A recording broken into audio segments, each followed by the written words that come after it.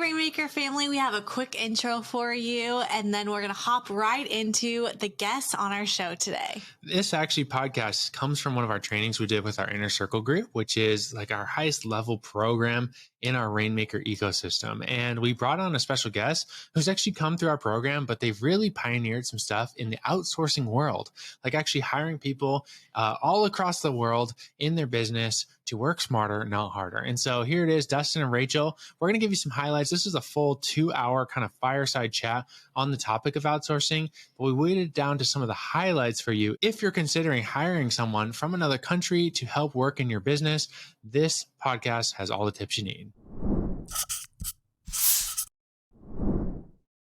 A fun fact that most people don't know about us, and it's funny when this conversation comes up, people ask like, hey, where'd you guys go to college? And neither of us have a college degree.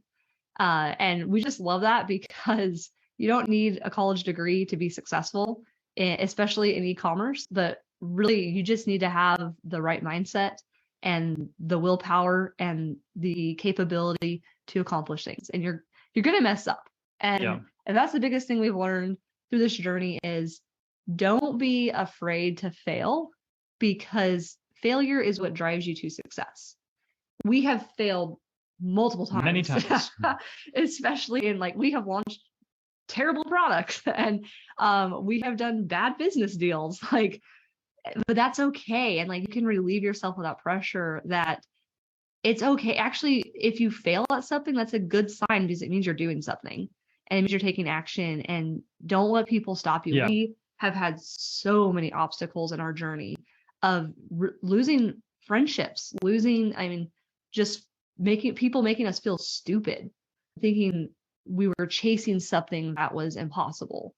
And that can hurt. And that's why masterminds like this are so valuable, because you guys are on the same journey, and it's okay to have a strong faith in an outcome that you want to see. Yeah. And a lot of it has to do with how you see failure. Failure is not truly failure unless you let failure defeat your will to win. So who's this session for? This session is for anyone who wants to save time in their life or in their business. If you're busy, which any friend I talk to, they're always busy. We're in America, right?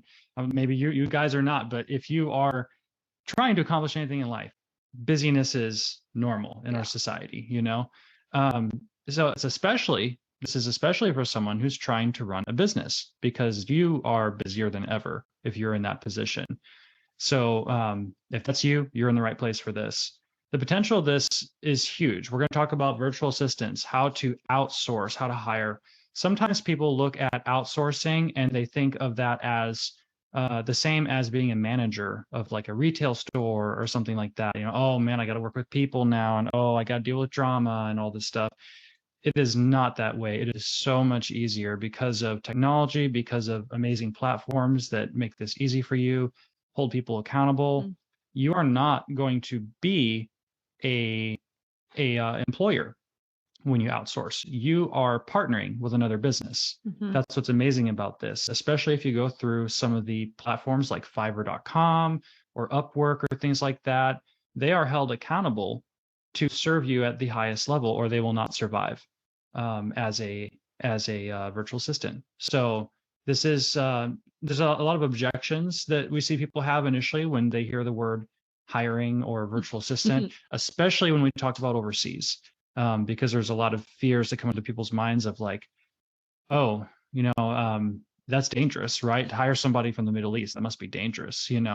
I have had my mind blown by the amount of love and compassion and care that have come from some of these people in some of the countries that you would never think it comes from. And it's just amazing to see those partnerships and relationships thrive. Yeah. So let's dig into it a little bit about kind of how the process works. Okay, when should I hire out a task? And there's different levels of virtual assistants. So sometimes a virtual assistant, you just have this one-off task. Let's say you're trying to integrate your funnel with your Amazon or whatever the case may be, and you're just hitting a wall and you're clicking buttons and it's not working. And those are what we call one-off tasks, where they're not daily tasks that you need to be aware of for your own personal benefit. Those one-off tasks, we love to outsource those because you don't need to go through a week of trying to figure out this one thing to make one connection for you. You might be able to pay someone $15 to $20 to make that connection for you. And what's really cool is what's happened now is since we've hired so many people, we now have different VAs that are different one-off task people. So they might do one task for us. We're not paying them daily or even monthly, but we have this relationship with them where if we have a spreadsheet issue, we're going back to that same person. They are familiar with our spreadsheets. They know what we need, and we can hire them for one-off tasks that we don't have to learn the whole back-end college degree of Excel sheets. Like, we can just one-off those. And that is so powerful in your business, to have the ability to say, okay, you know what? This is not the best use of my time to figure this one thing out. And so I'm going to pay. Like, I am working on something where I need to get some KDP formats, and Camden, I should hire you for that. And I'm just like my baby's going to be here soon. I have so many things on my mind. I'm like, yeah, I could figure out the formatting. But I'm like, I really don't want to do that. So I'm just going to like hire it off. And for like $20, they can get everything I need. I don't have to worry about that. Yes, could I do that? Could I learn it? Yes. Maybe if I was launching KDP books every single week, then maybe that's a task that I should learn and I should know. So you need to identify what are those one-off tasks that really is not worth taking away your time and your focus from your big picture, your end goals. And so that's what we call like one-off task VAs. But again, you can establish a relationship with them where you're hiring them multiple times for the similar task. Yeah. So like if you look at a traditional brick and mortar business, they might have some IT company. They sign a contract, they pay a retainer fee. Every month they're paying the same amount. And then these people will help you out when you need help. And there's all kinds of like outsourcing that traditional businesses will do. Mm-hmm. But you guys, you may be a one-man show. Maybe you are doing this as a side hustle, or maybe this is your full-time deal, but it's just you and your spouse, or you and a friend, or just you. You might not have the resources to hire someone full-time, and you might not even have the work for them to do that on a regular basis. So like Rachel was saying, one-off partnerships with virtual assistants can be huge. All you do is you just go on Fiverr or whatever platform you're using, and you may have just had a task that is one-off, but maybe you've had it happen where you needed someone in multiple times in the last few months. You establish a relationship with someone that you like, that's worked well with, and next time something happens, they're your go-to person. Like that. Yeah. And so the next VA is going to be what we call more your like right-hand man, like your part-time or full-time. And this VA is going to be different because this person is basically going to be multiplying you. So they're going to be coming alongside you. It's almost like a mentorship. We have a virtual assistant she's been with us for over a year now. And when she started, she wasn't very good. And we almost fired her actually. But one thing that we will always do, if someone has the right heart, the right attitude, and the willingness to learn, that's our qualifications for this type of VA. Obviously, if you're having someone do some tech stuff like the one-offs, you want them to be experts in their field. But when you have a VA that you're going to be, maybe she's working every day for you, he or she, this person, look at it more like a mentorship. And in our experience, like hiring the experts for that position isn't always the best, because what has happened now is we have this beautiful relationship. Her name's Naob, and she has just grown exponentially to where now she is like our go-to person. We can have her do almost anything in our business because we just like mentored her along the way. If I have a task I need to do, as simple as, a lot of we have the 10-minute workday. So that group, we had a ton of students come in, and I was like onboarding them. And I was like, okay, this is taking too much of my time. I made a quick Loom video showing Naob exactly what I was doing. She, within 10 minutes, knew exactly what to do. And she has now replaced me in that little mundane task that's really important. We have to get these people into our group and have them feel welcomed. And that's just like the power of having a virtual assistant that is your right-hand man that can multiply you. And you can have virtual assistants learn things for you and come back. Like we have had her, hey, we have this course on XYZ, run through it, give us your Cliff Notes. And then we can go back in and focus on those important pieces. And that's really, really an awesome opportunity. And that's what, everyone should work to getting to that point where you have that person that can multiply yourself. But a few reasons people don't get that VA is because there's a lot of objections when it comes to having someone outside of the country. Now, you could hire someone in the United States, absolutely, to be your virtual assistant or to be your assistant, but you're probably going to pay, I don't know what the wages are. California is a lot different than Oklahoma, but here in Oklahoma, I'd probably have to pay at minimum $15, $20 an hour. And I'm sure it's just going to go up from there. If you guys can think about that, how much that would impact your business. Most people who are just starting out don't have an extra $15, $20 an hour to use to multiply yourself. It's more beneficial just to do it yourself. Whereas virtual assistants, you can hire them as low as $3 an hour, which sounds crazy. Actually, $1 an hour. $1 an hour? Yeah. That's crazy. You can go on Fiverr and find someone who will do 5 hours of work for $5. That's crazy. It's insane. But here's what's crazy. So we were talking to someone and she was just telling us her struggles with her virtual assistant. She's like, I'm paying my virtual assistant $800 a month and I'm making $1,500 profit. So she's like getting all my profit, like half of it. And I was like, how much are you paying your virtual assistant? And she's like, $7 an hour. And I'm like, what? From the Philippines? Doctors make $9 an hour on average in the Philippines. Like it's just this mental barrier. We think we're underpaying them. Like $3 an hour sounds like a slap in the face, but to them, that's a very good wage.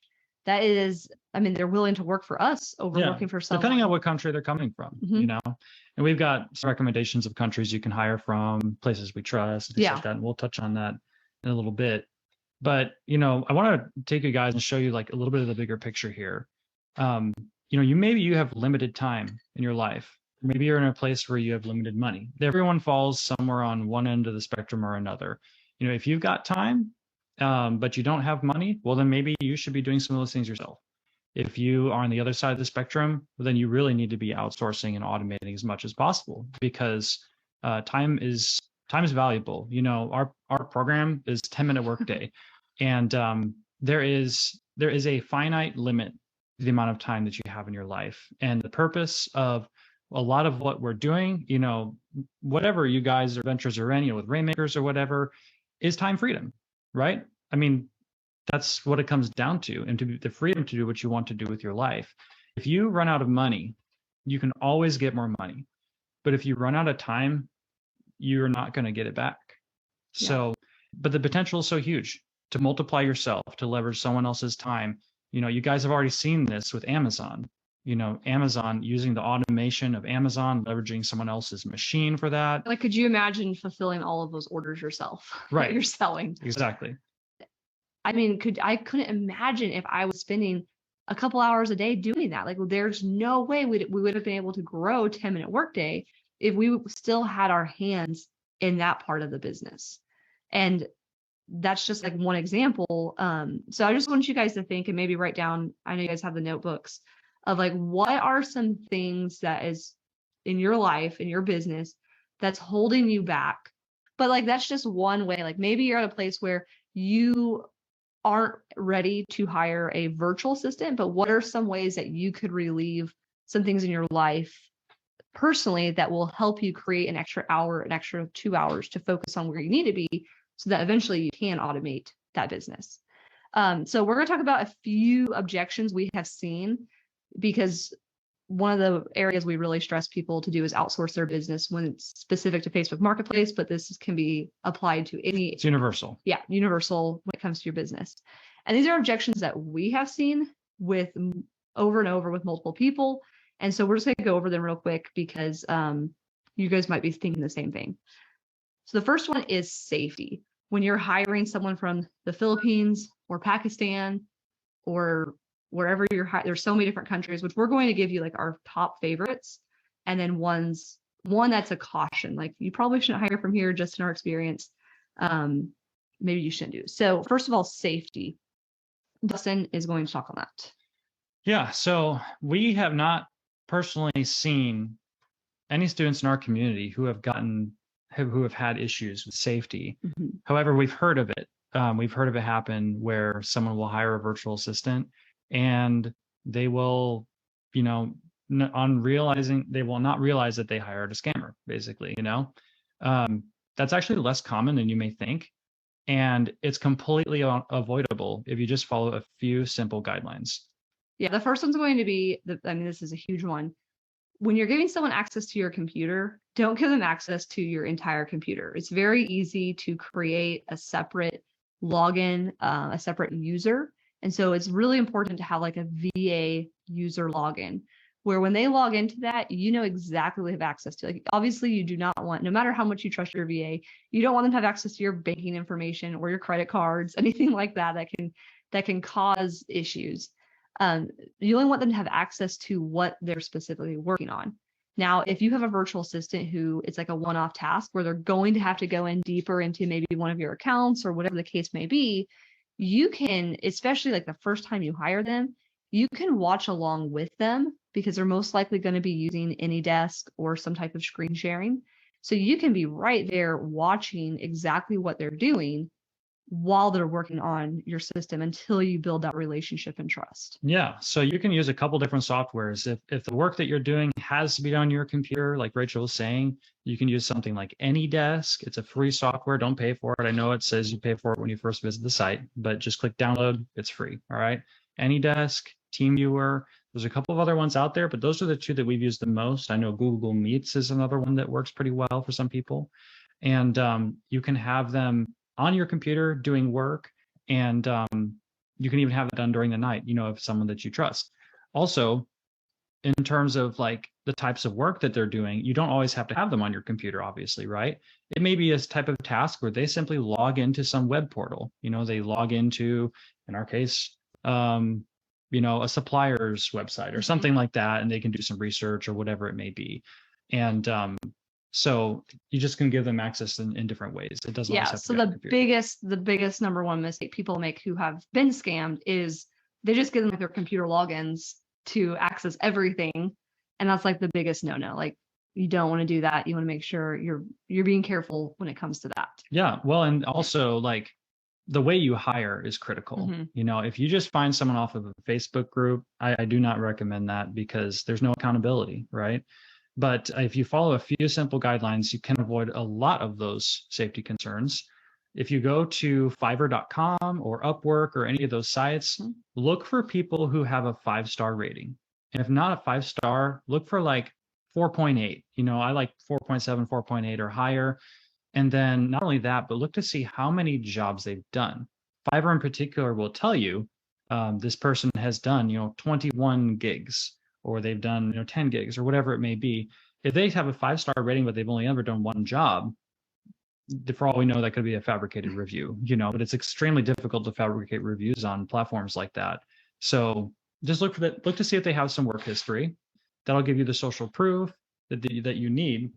Because if they have that many reviews and they have that many jobs done, they've been on there a while and they can't stay on a platform like that if they haven't been doing a good job. Yeah. So that's a really good way to protect yourself. Another thing to do is make contact with the person that you're wanting to hire for whatever it is, and just like see how well they're responding to you. Someone who is good at what they do and they're used to clients, they're going to have a system in how they communicate with you, and you're going to tell pretty quickly like the difference. You're going to tell if it's like a bot or if it's like a real person communicating with you.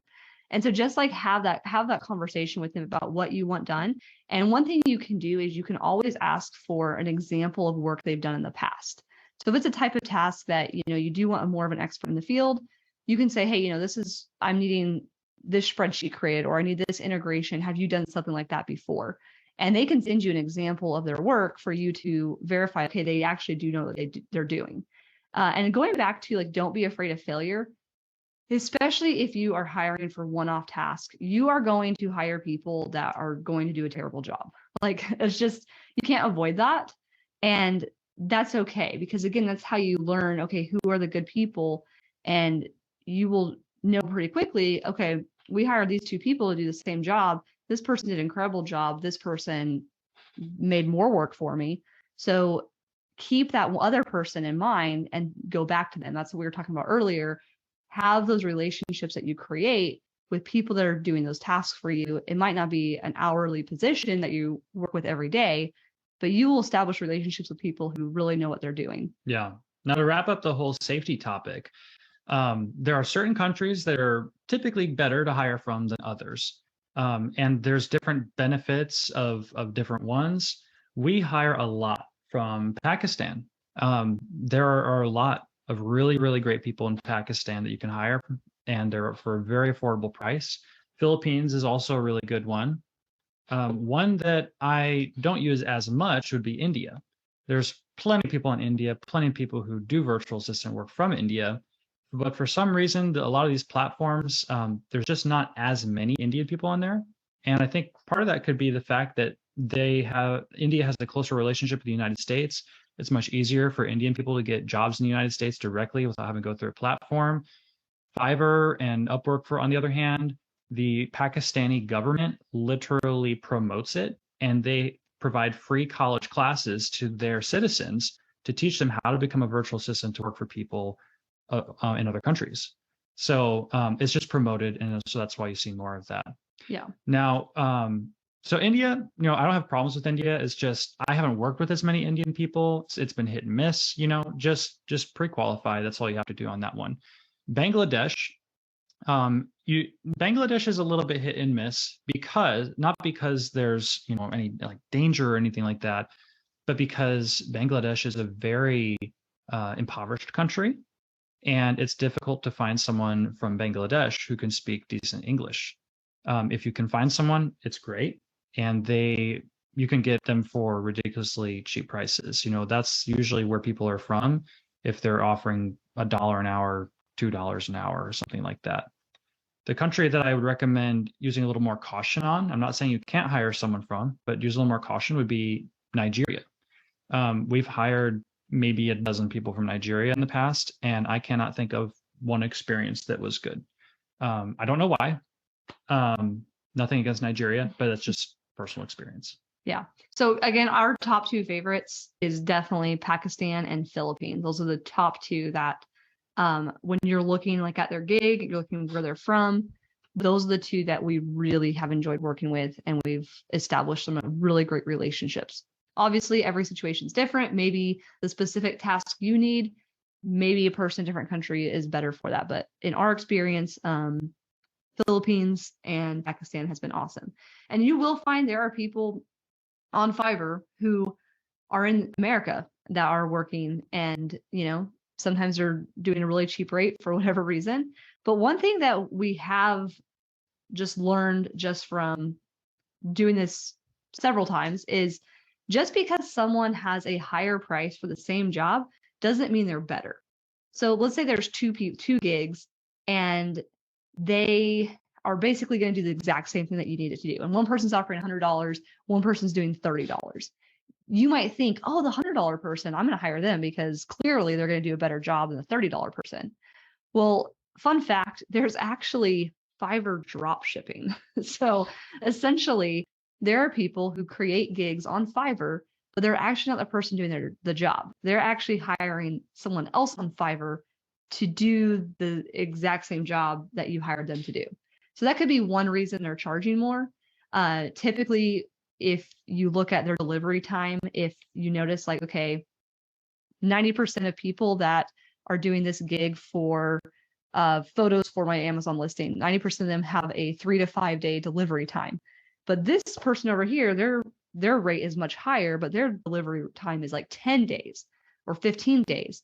Most likely, now obviously we don't know for sure, but most likely if they're priced higher and their delivery time is longer, they're probably actually outsourcing that task. So you're not actually using them. So that can save you money. Just being smart with, that idea that just because a task is more expensive for the same task does not make it better. In our experience, sometimes the cheaper option was a way better experience than the more expensive option, just because you were actually working with the real person. And some people, they're just trying to build their portfolio. So they're willing to do some work for a little bit less, and they're going to over deliver to get that really good review and to establish that relationship with you. So if any takeaway from that is, don't go hire the most expensive gig thinking you're going to get a better result. That's not always the case. I guess we should talk about how to hire. So we just told you like the tricks, like look at the reviews. How many gigs have they done? We don't recommend you hire someone who's never done a project. Don't be the guinea pig. There's plenty of people out there who, you can hire that have experience doing the thing that you need them to do, and establish that relationship with them before you actually pay them. Ask them a question and ask them the question of, what do you typically charge your clients for a job like this? And word it just like that and see what they say. 90% of the time, they're going to come back with an honest answer of, typically people will pay XYZ. And then you can kind of get an idea of where they're at, so that when you're going back and forth, you're not going to get caught in this whole, pay as much as possible thing. Yeah. And sometimes, you will reach out to them for exactly what's advertised on their gig, and then they'll come back with a quote that's maybe like $30 more than what is advertised. And I always like to come back and say, hey, your profile says for, 5 photos, infographics, it's $50. Why is it going to be increased? And just like call them out on that. And usually they're like, oh, okay, I'll change that. Sorry. Yeah. And again, it goes back to, it's not because, like what Dustin said, that they're trying to rip you off. It's really a cultural thing of, negotiating. And a little bypass to that situation is, if you see someone's listing for a service and you're 100% confident that it's a good fit for what you need based on their description, just click the buy button. And they're required to fulfill that based on the requirements they gave. So that's just another way that you can avoid that situation, Yeah. I don't want you guys to just copy what I'm doing with this, because your business is a unique situation. Mm-hmm. But what we've done on our own, just to give you an example, we pay our virtual assistants $3 per hour, and then we give them 3% of the profits that are generated from the work that they do. And obviously that's going to look different based on what your business is. But, that's one way you can do it. Depending on the type of work that your virtual assistant is doing, you may not need or want to go with a commission base. You could even do per unit. So let's say, you've got a virtual assistant who is editing photos for your Amazon listings or something like that. And this is someone who you have on a regular basis. You could pay them per photo. You don't have to pay them per hour. You could also go with a combination. I like combinations because it really helps address the issue that Stephen brought up of, like, if you work longer, you get paid more. You work slower, you get paid more, right? If you do it on a commission base, you can also fall into the other pitfall, which is doing everything that creates fast money now, but doesn't always necessarily lead to long-term customer satisfaction. You know what I'm saying? So sometimes, depending on what you're having them do, you can do a combination. Partially lower hourly rate of maybe $1 or $2, $3 an hour plus a commission or something like that. If you're gonna go with a rate like that right off the bat, you're gonna want to show them some proven results, because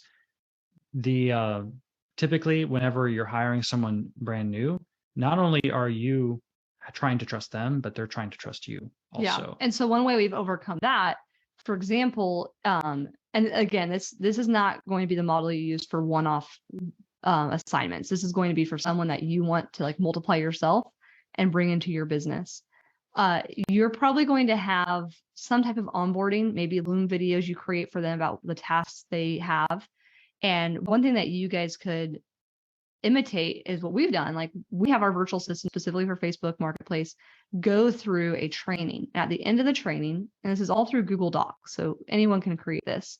At the end of the training, we have questions that they have to answer, and we review that. And if they successfully completed the training and their answers were all correct, we give them a $20 bonus right off the bat. They haven't even worked for us.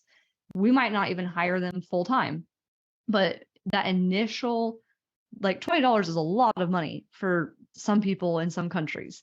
To us, most people can afford $20, especially for that. And that just shows them like, hey, when you do the right work, you put in the time, you complete it, we're going to reward you for that. And that's kind of like the framework we set up in the beginning. And so you guys could definitely do something like that whenever you're going through the hiring process. Like, have a process that you take them through, because I think one expectation people think with virtual assistants is that they're going to solve your problems. But really, it goes back to that mentorship.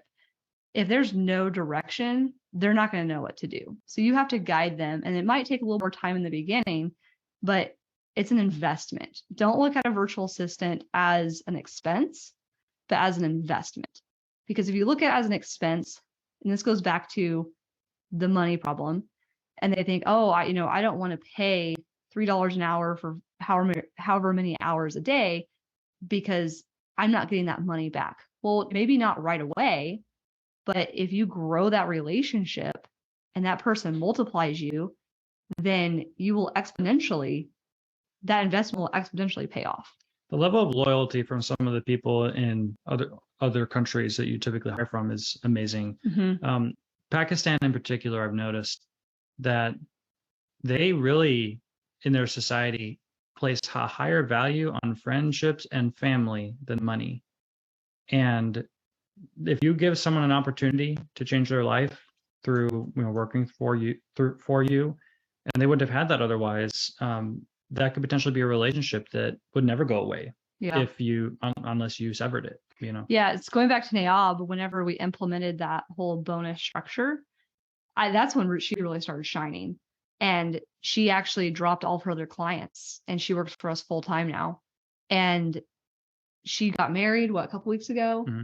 and she was super excited. And she has told us many, many times that we have changed her life. We have changed her family's life because of the consistent money that we have paid. Actually, she told us to decrease her pay. She's like, you guys are paying me too much. Like, you need to pay me less because I'm making too much money. Like, and just that bond we have with her now, because she is so amazing, so good for our company, and she feels so loved and appreciative. And in return, like that's the relationship you guys need to work for.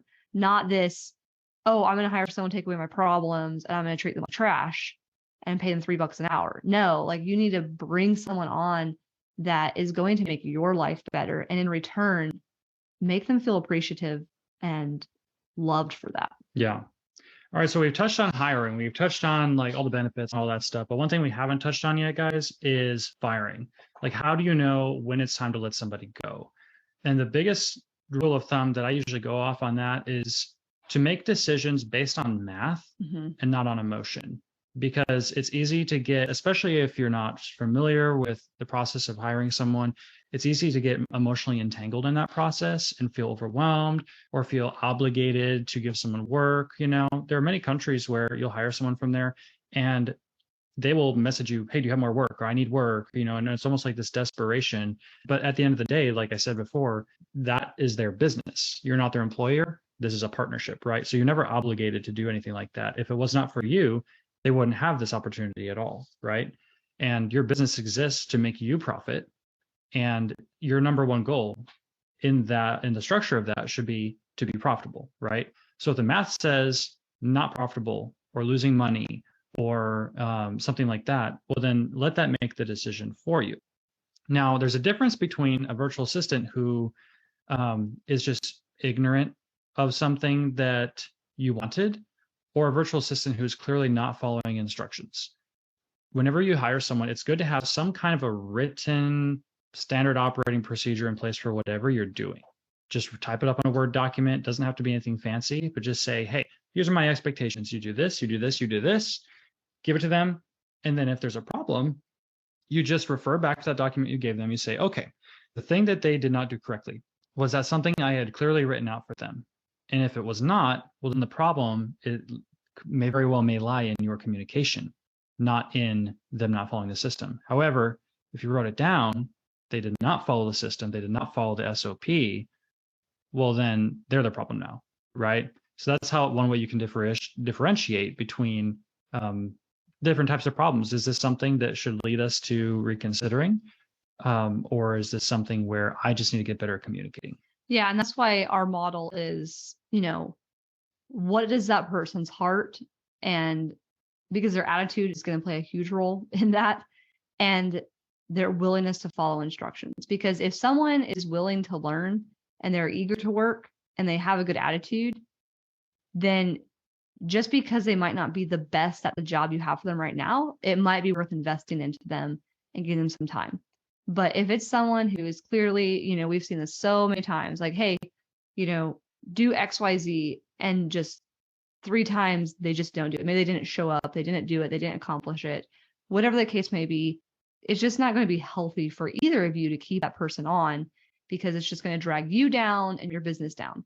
Whenever you show that you're going to be invested into this partnership, then they're going to be more willing to go through obstacles. So like Naob, she was like, okay, I want to keep working for these people because I'm getting paid well, and it's worth it to me to go learn English to stay on with Dustin and Rachael. And that is just so amazing. And that's who you want to look for. Someone who is willing to put in the work and be there whenever you need them. So yeah, but don't be afraid to fire, because that's going to happen. You're going to have to do that. But just have some wisdom in when and how you do it. Like some people like to fire like the first strike you're out, where, give some grace, especially in the beginning. Have a trial. And that's one thing we have done too. We've usually said like, hey, we're going to do a 3-week trial with like new virtual assistants, 3-week trial, and see if it's a good fit for both of us. That way, at the end of the 3 weeks, if it's not a good fit, they already have that expectation that, there was the chance that it wouldn't be a good fit and we wouldn't continue. Hope you enjoyed those gold nuggets from Rachael and Dustin. And as always, make sure to share with a friend who might need this message today. See you in the next episode. Bye.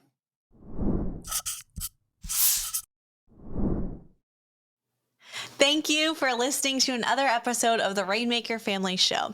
Hey, if you are not a part of our Rainmaker Mastermind, we have a new opportunity for you to book a one-on-one strategy call with one of our Rainmaker coaches. If you want to get a call with them, see if it's a good fit for you to work with us to build a business that allows you to have time freedom and financial freedom, you can get that call at makeItrainmama.com/podcast. That's makeItrainmama, MOMMA.com/podcast.